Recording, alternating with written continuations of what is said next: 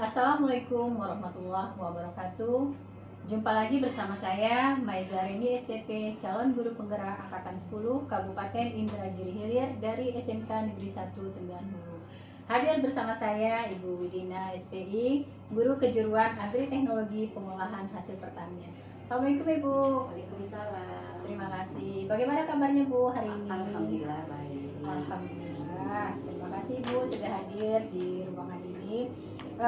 Pada hari ini kita akan melakukan kegiatan percakapan praobservasi ya Bu ya, sebagai persiapan untuk kegiatan supervisi di kelas. Adapun tujuan dari dilakukannya supervisi tersebut untuk mengetahui dan mengevaluasi jalannya proses pembelajaran yang akan Ibu lakukan nantinya. Nah, jadi di sini kita melakukan kegiatan praobservasi atau percakapan sebelum supervisi itu merupakan sebagai langkah langkah untuk mempersiapkan diri supaya nanti kita bisa lebih siap dan lebih percaya diri sehingga bisa memberikan proses pembelajaran yang terbaik buat peserta didik kita. Bukan begitu Ibu? Iya Bu, benar sekali. Terima kasih. Baik Ibu, jadi di sini ada beberapa pertanyaan Bu ya yang akan saya ajukan kepada Ibu. Yang pertama, tujuan pembelajaran yang akan Ibu lakukan nanti pada saat supervisi di kelas itu kira-kira apa ya Bu?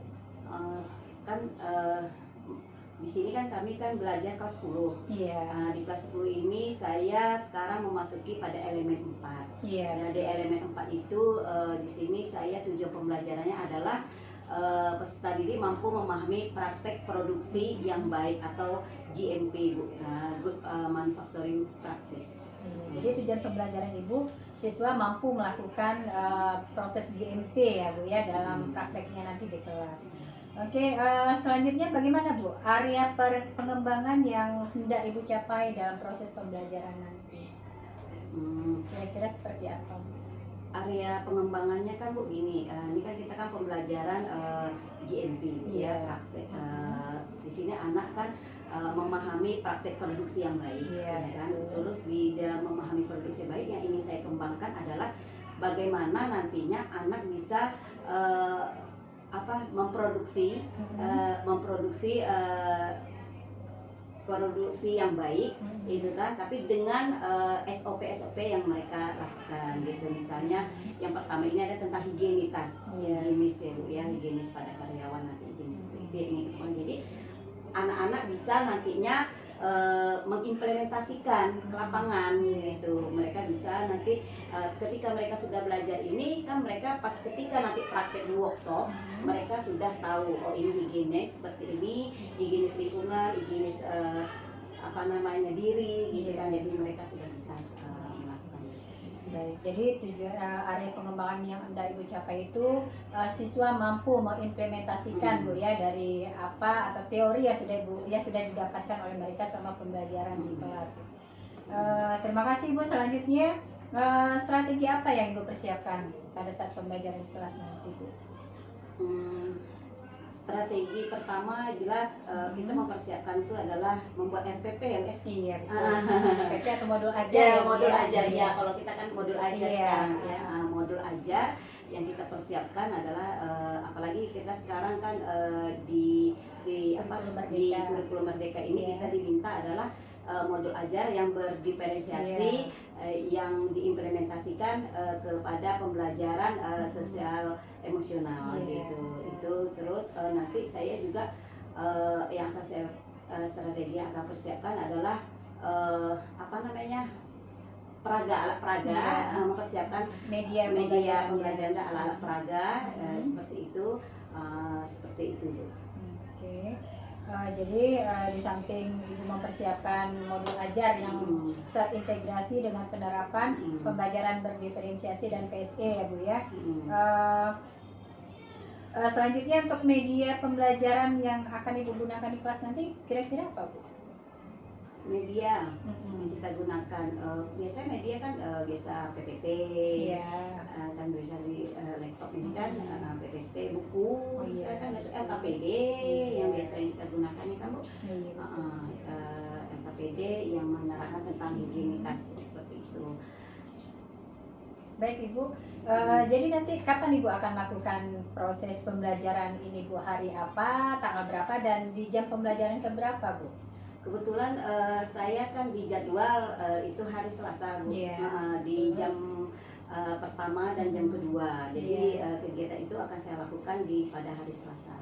Baik Ibu, jadi pada hari tersebut, hari Selasa nanti saya akan ke kelas Ibu untuk melakukan supervisi ya Bu ya, untuk melihat bagaimana praktek pembelajaran Ibu di kelasnya nanti. Oke Bu, yang terakhir, kira-kira apa yang Ibu dapatkan Bu dari percakapan yang kita lakukan pada saat ini? Percakapannya adalah di sini kan saya tahu nantinya bahwa dalam proses kegiatan pembelajaran nanti saya akan di pra observasi sama Ibu, terus nanti akan ada supervisi juga ya Bu ya, terus nanti ada pasca supervisi. Terus di sini saya juga di sini kan saya tahu bahwa nanti apa yang akan saya lakukan di dalam proses pembelajaran tersebut. Jadi intinya dari percakapan kita ini Ibu bisa mempersiapkan apa yang nanti akan Ibu lakukan pada saat kegiatan pembelajaran nanti ya Bu ya, supaya nantinya Ibu bisa lebih siap, percaya diri dan bisa memberikan hasil terbaik dalam proses pembelajaran itu. Baik Bu, terima kasih atas waktunya. Assalamualaikum warahmatullahi wabarakatuh.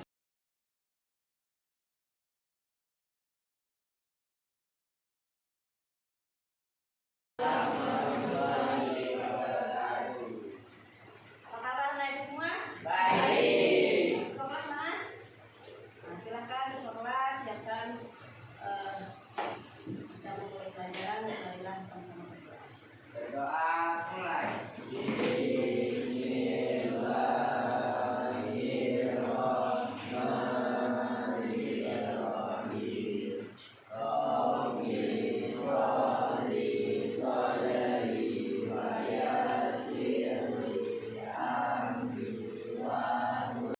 Sehat kalian semua?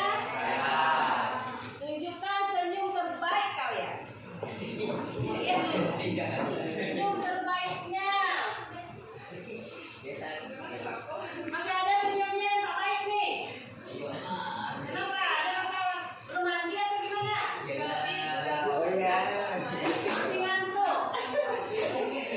Ya? Nah, yang masih ngantuk, bentuk senyum terbaiknya. Lihat, kalau senyumnya belum baik, berarti paginya tidak sehat.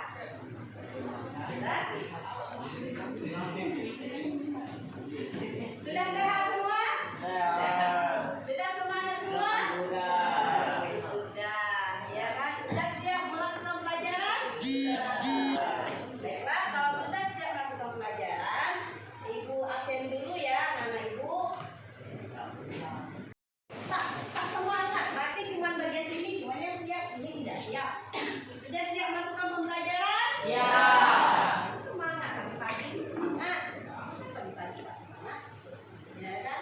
Nah, jadi anak Ibu, hari ini kita melakukan pembelajaran modul ajar dasar-dasar agri-teknologi pengolahan hasil pertanian. Kita memasuki di dalam elemen 4. Apa itu elemen 4? Teknik dasar pengolahan hasil pertanian. Jadi kita memasuki ke dalam teknik dasar pengolahan hasil pertanian. Ini di dalam elemen 4 ada capaian kompetensi yang anak Ibu nantinya akan mempelajarinya. Nanti kita akan mempelajari produksi yang baik atau GMP. Nah, GMP ini adalah pembelajaran sekarang ya. Yang berikutnya adalah teknik konversi, proses termal, proses kimia dan biokimia serta penggunaan bahan tambahan makanan (BTM). Nah, ada alur pembelajarannya.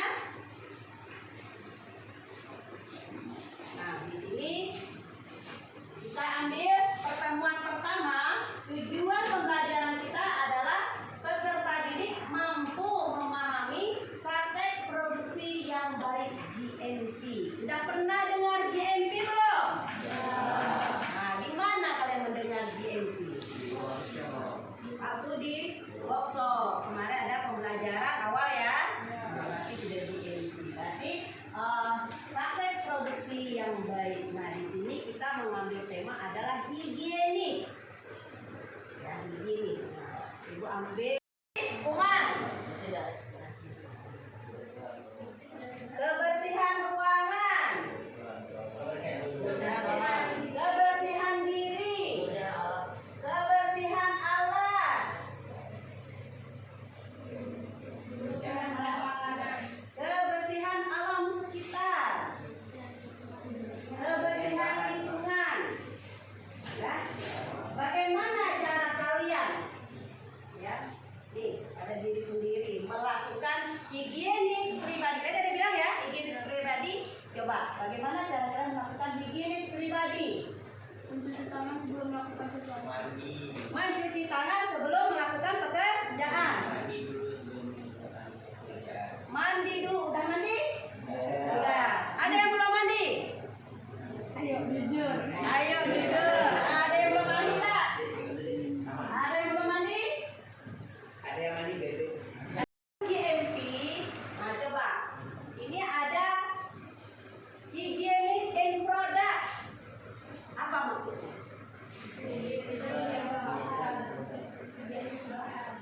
Higienis bahan.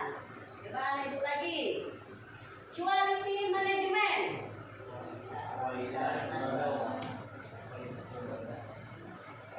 Manajemen apa artinya?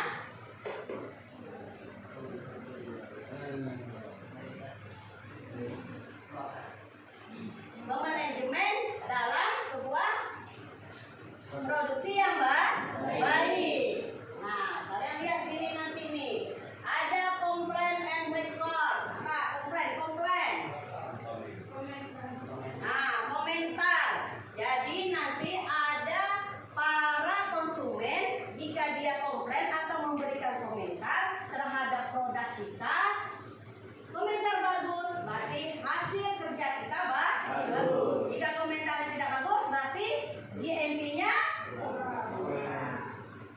ya kan? Nah, bisa nanti lihat semuanya ini. Kalian nanti di dalam praktek, ya di dalam praktek nanti kan kelas 10 kan belum praktek nih.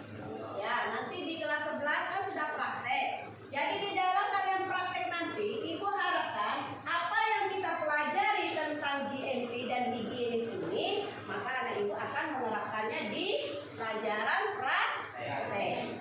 Bisa anak Ibu menerapkannya? Bisa. Terima kasih.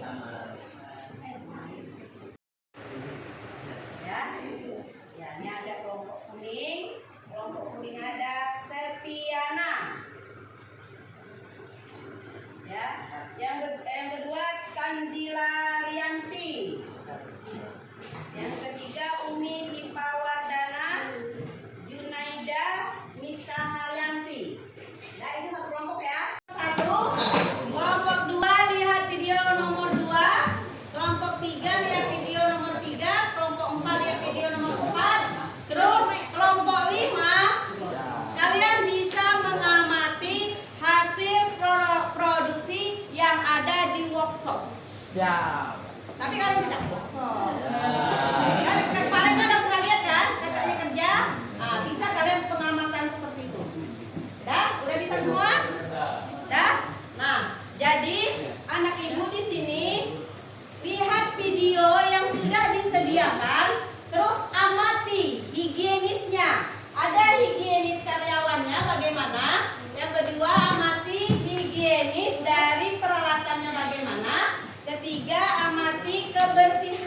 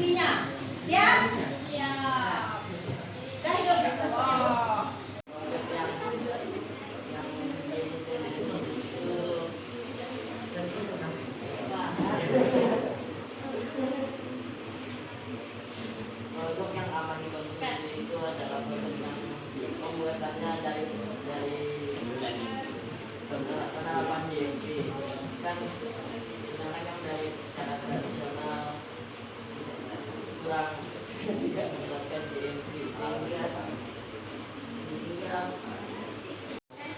Jadi kekini tempatnya. Punya kamu sendiri. Bikin apa tadi? Coba silahkan.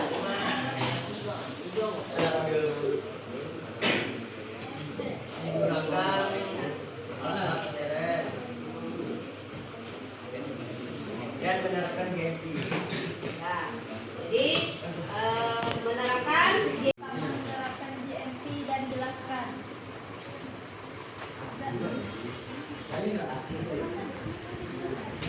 Tidak menerapkan GMP dalam pembuatan tempe, karyawan tidak menggunakan pakaian produksi, tidak menggunakan sarung tangan, dan juga tidak menggunakan sepatu bot. Peralatan yang digunakan dalam pembuatan tempe tanpa peralatan yang digunakan terlihat tidak higienis. Dalam pembuatan tempe, karyawan tidak menerapkan GMP seperti tidak mencuci tangan sebelum memulai pekerjaan. Dalam pembuatan tempe, lingkungan sekitar tampak tidak bersih dan sangat berantakan dan kotor. Karyawan tidak memperhatikan lingkungan seperti lantai-lantai yang kotor. Baik, sekian dari saya.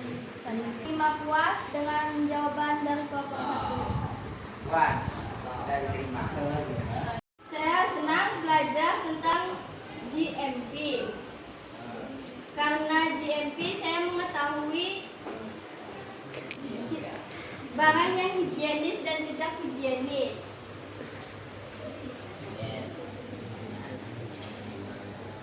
Dan perbedaan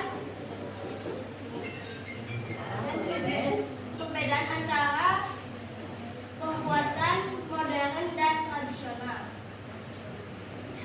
Nah, ada lagi yang mau ngasih refleksi? Coba lagi, kamu.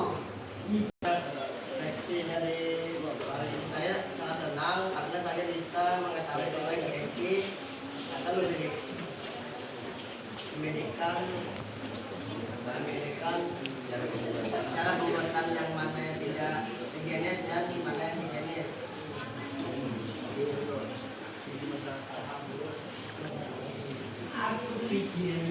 Sudah. Gimana perasaan kamu? Senang. Dan kita kasih aplaus supaya temannya ya.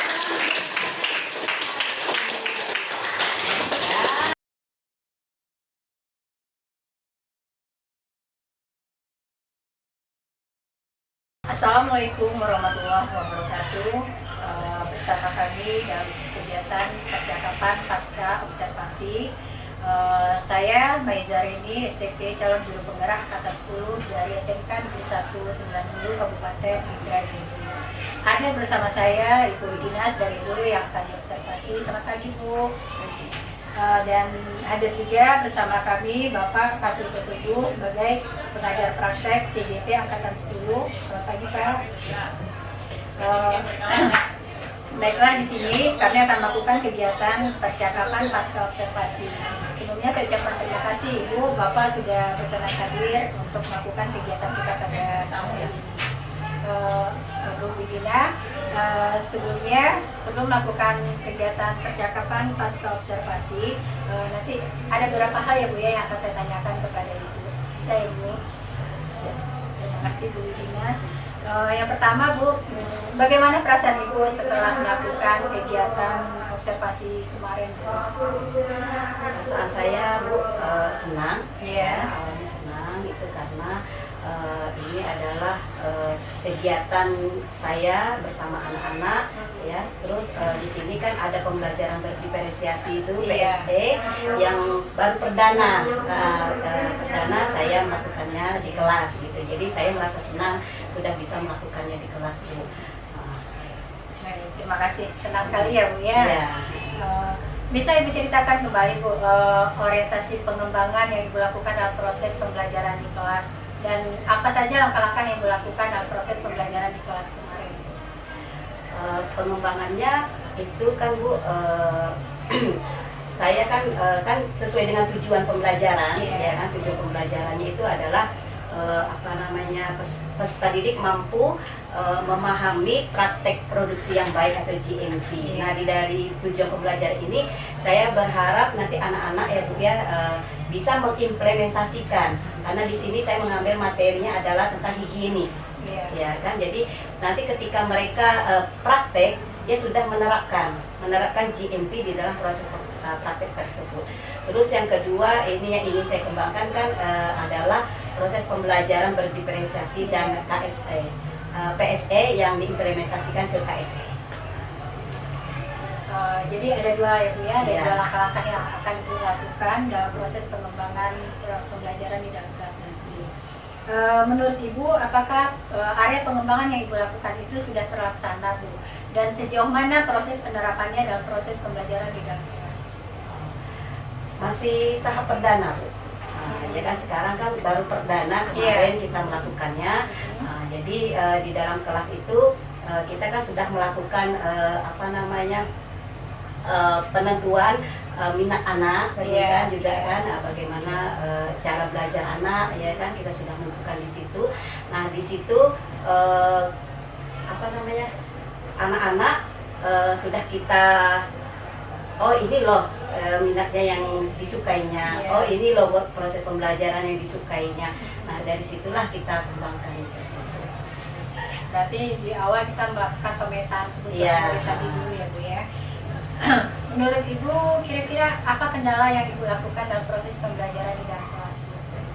Kalau kendalanya itu kan karena kelas 10 nih Bu. Ya, Jadi kelas 10 ini kita kan materi kita kan jurusan. iya. Jadi anak-anak belum mengenal dengan materi-materi jurusan kita Iya. ini ya kan. Jadi kendalanya adalah materi itu belum tersedia betul yang ada di sekolah kita. Jadi kita pun harus lebih inisiatif mencari modul atau artikel untuk pengembangan daripada materi ini. Yang berikutnya adalah karena mereka adalah kelas 10 juga, kayaknya sistem diskusi itu belum begitu memahami gitu. Jadi disitulah juga saya ingin agar anak-anak ini memang dari awal konsep saya itu anak-anak mau berbicara. Dari konsep awal tuh mau berbicara apapun dia yang ada di pikiran dia wajib berbicara itu sih. Berarti ada dua kendala atau permasalahan yang Ibu hadapi ya biar selama proses pembelajaran berlangsung kemarin. Nah kira-kira itu penyebabnya apa ya Bu ya? Nah, itu tadi Bu, salah satunya kan karena materi, iya. mereka belum kenal gitu kan, karena jurusan nih kan Bu, Iya. itu mereka belum kenal. Yang kedua juga kendalanya mereka kan jaringan internet kan tidak rata-rata anak punya. Jadi ketika kita menyuruh mereka mencari materi ini, mereka tidak bisa untuk menemukan itu. Terus yang ketika kita mengasih materi, kemungkinan anak-anak ini kan jaringan di rumahnya juga bisa ini kan kadang kita tanya kan udah dibaca nak, tak bisa dibuka Bu, gitu. Nah itu permasalahan. Oke Bu Widina, dari permasalahan yang Ibu sampaikan tadi itu apa rencana Ibu ke depan Bu untuk mengatasi permasalahan-permasalahan yang ada dalam proses pembelajaran tadi? Ya tetap saya mempersiapkan materi-materi ya Bu, materi terus mencari referensi yang ada Bu, itu tetap memetakan anak tadi juga, jadi biar mereka senang. Jadi kita kan ini minatnya karena gini, seperti ini. Seperti itu. Oke, luar biasa Bu ya, rencana ke depan yang akan Ibu lakukan nanti. Nah kira-kira ini kapan Bu Ibu akan melakukan perubahan Bu untuk melaksanakan rencana ke depan tadi Bu? Secepatnya Bu. Ini kan dalam proses pembelajaran ini tentu kita harus langkah demi langkah kita harus bergerak Bu dari sekarang gitu kan. Langsung Harus action ya Bu ya. Langsung, karena kasihan juga anak-anak apalagi materi jurusan ya. Luar biasa Bu Widina, terima kasih Bu Widina. Jadi dari percakapan yang kita lakukan tadi bisa kita simpulkan Bu ya, dari area pengembangan yang dilakukan. Yang pertama itu menerapkan proses pembelajaran berdiferensiasi untuk melihat bagaimana pemenuhan kebutuhan murid, melihat bagaimana profil belajar, gaya belajar siswa tadi. Terus dari rencana Ibu ke depan terhadap masalah-masalah yang Ibu hadapi dalam proses pembelajaran itu terkait buku, materi, terus jaringan wifi ya Bu ya. Mungkin itu bisa tinggal pelaksanaan lagi nanti Bu ya. Tinggal pelaksanaan supaya masalah-masalah tersebut bisa teratasi semuanya. Dan saya sangat apresiasi terhadap rencana pelaksanaan yang akan Ibu lakukan tanpa menunggu waktu lagi. Ibu langsung action supaya bisa meningkatkan proses pembelajaran Ibu ke depannya, supaya ada perubahan dan harapan kita sesuai dengan apa yang Ibu inginkan. Seperti itu ya Bu ya, Bu Dina. Oke Bu Dina, terima kasih Bu untuk percakapan kita pada hari ini. Assalamualaikum warahmatullahi wabarakatuh. Baiklah, selanjutnya saya berikan kesempatan pada Bapak Kasih Teguh untuk memberikan umpan balik ataupun tanggapan-tanggapan terhadap kegiatan percakapan pasca observasi yang sudah kami lakukan. Silakan Pak. Ya, Assalamualaikum warahmatullahi wabarakatuh. Waalaikumsalam. Terima kasih waktu yang telah diberikan kepada Ibu Maiza dan Ibu Rudiana ya. Widina ya. Terima kasih atas bantuannya Ibu Widiana, karena berkat bantuan Ibu, proses yang dilalui Ibu Maiza sudah sangat-sangat berjalan dengan bagus. Dari hasil percakapan pasca observasi tadi, menurut pendengaran saya itu sudah berjalan dengan bagus, sudah sesuai alur. Kemudian yang pertama tadi Ibu sudah melakukan refleksi terhadap observasi kemarin, itu sudah bagus. Kemudian sudah mengajukan tindak lanjut, rencana aksi, kemudian lakukan komitmen, dan yang terakhir kesimpulan. Secara keseluruhan itu sudah berjalan dengan bagus. Mudah-mudahan kedepannya dapat berjalan dengan lancar. Ya, itu Ibu Widiana dan Ibu Maiza. Mudah-mudahan kedepannya semakin sukses. Assalamualaikum warahmatullahi wabarakatuh. Waalaikumsalam warahmatullahi wabarakatuh. Terima kasih Pak atas tanggapan saran dari percakapan pasca observasi yang sudah kami lakukan. Demikian yang dapat kami lakukan pada kegiatan pasca observasi pada hari ini. Assalamualaikum warahmatullahi wabarakatuh.